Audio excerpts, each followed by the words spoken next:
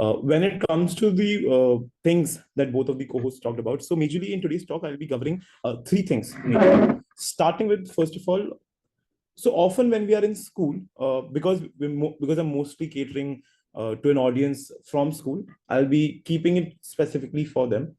When we are in school specifically, we often are told that we should work on a lot of things if you want to be an entrepreneur. Often because of Shark Tank, everyone wants to create something new. They want to put their vision out there. However, the biggest problem that we face when we are in high school, we're asked to solve problems which we may ourselves have not faced.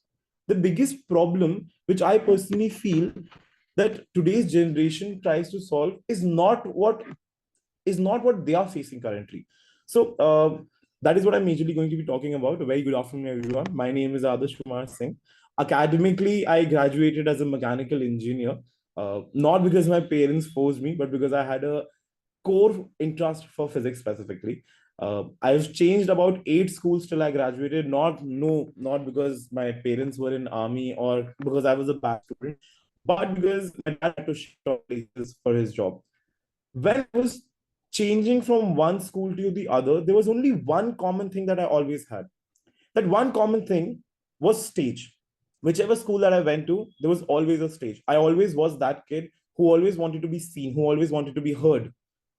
But the biggest problem that I faced, as much as I was really interested, as much as ambitious I was, the biggest problem that I used to face was whenever I used to go on stage, my legs used to shake.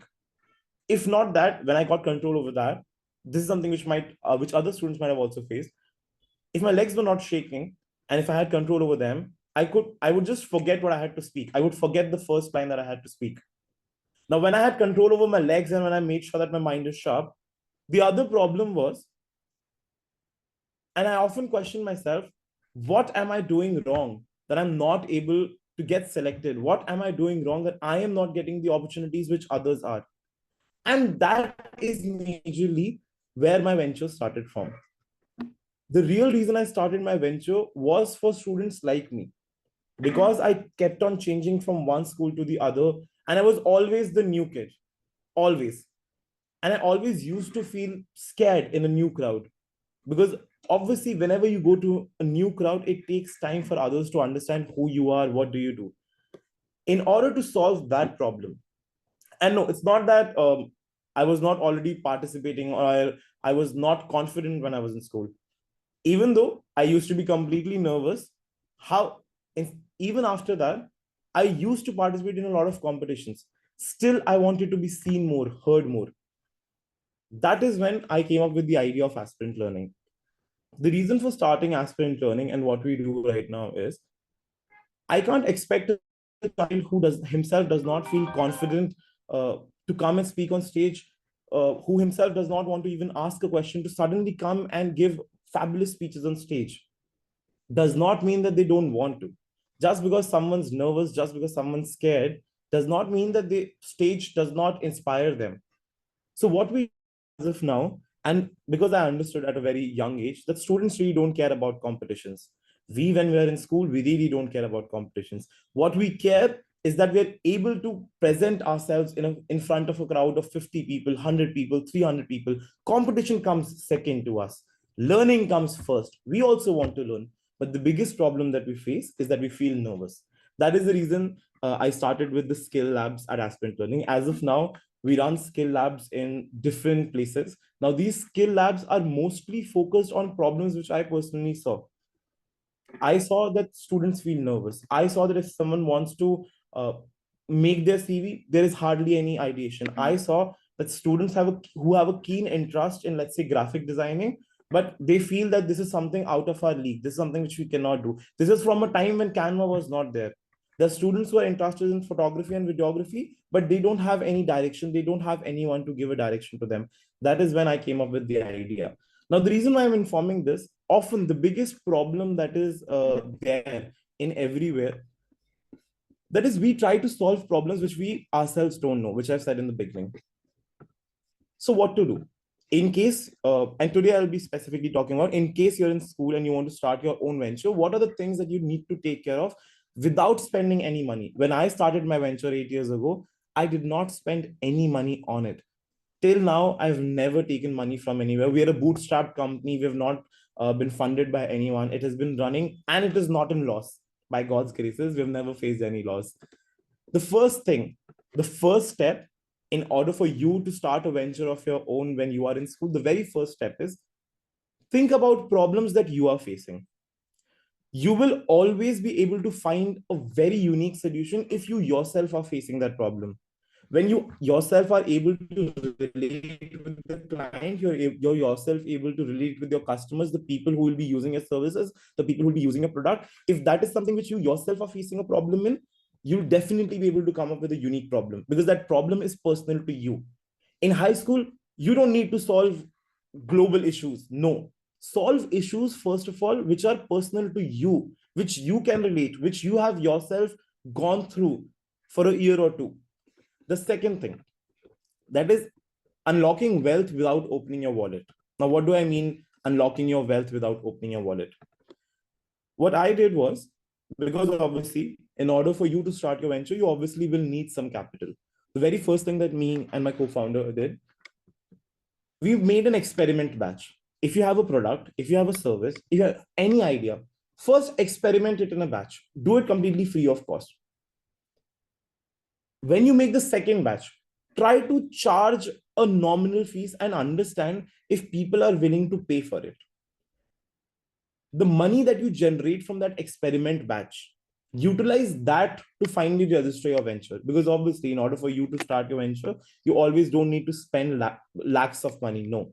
First of all, now when I say first experiment batch would be people who already know you. They would not expect high luxury things from you. They would expect to listen to you what you're wanting to say.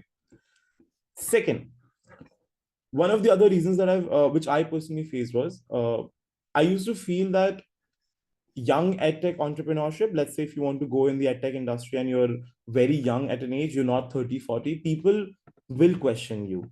It is going to be as tough as possible. You can't expect a room full of 30 people, for a room full of people of age 40 or age 30 to suddenly listen to you and expect that everyone will come and clap for you. No, they question you for your age.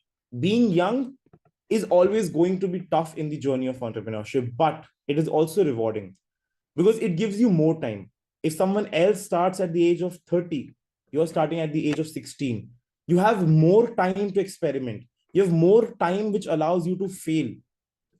I personally, when I started, I've personally failed 7 times before finally figuring out what we are going to do with it. And when we did figure it out, we were able to operate in 7 cities. Now, when I say that you need to have an experiment batch, that is majorly because your product, when you create something, you will always feel it's the best. However, testing is very important. When I started with my organization, with my venture, I personally felt that we are the best until others came to me and said that, sir, this is something which is missing. This is something which we don't relate with. And that is when we started pivoting. You need to pivot in order for your venture to be always unique in front of others. Till now, my parents don't understand what I do. And often that will be a case. Let's say if you're working on something which only you understand, your parents would never understand. They would never understand why my child suddenly wants to create something new, wants to experiment with something new. They might not understand. My parents still don't. It's been 8 years. Well, not true. Over the last 1 year, they've started to finally understand a few things. There will come a time where they will start understanding. But when your parents don't understand, you can't expect the world to understand. Your business, it is a puzzle. It is a puzzle which only you can solve. So often you'll feel disheartened that people are not able to understand my idea because it is your idea. You first need to work on it. You first need to experiment on it. When you experiment it with people, they will be the spokesperson for your venture. Now, often people say that we should always have a plan B. I feel when you're in school, you should not have a plan B. I did not have a plan B. I feel one of the major reasons why I am now able to operate in 7 cities. Uh, I started my business when I was in school. I finished my engineering while working on my business, and now I'm full-time working on it.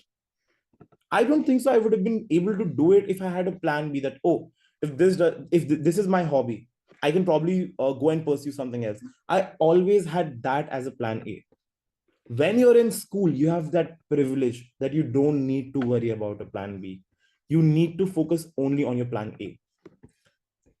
Now, a biggest problem which you will definitely face is often when you start with your venture, you want to do everything by yourself.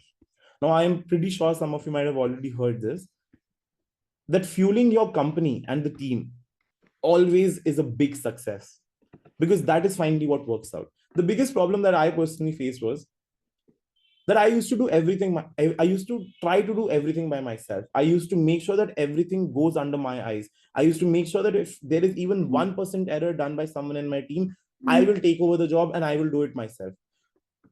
In beginning, it works out because you have less work.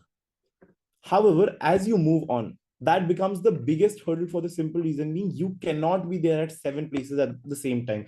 In beginning, you will feel that, oh, now you might say that, so we're in school, we are starting small, so we can do everything on our own. That is not a problem. No, that is where the problem is.